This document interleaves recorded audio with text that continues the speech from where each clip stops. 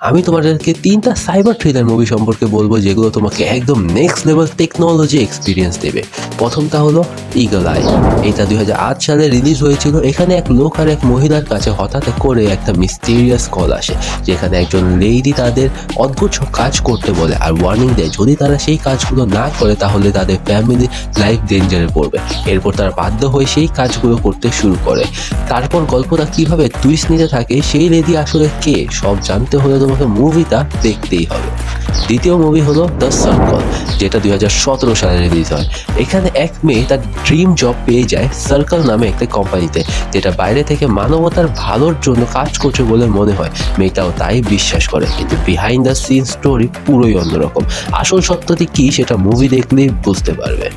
আর তৃতীয়টি হলো দেজা ভু, ২০০৬ সালের মুভি।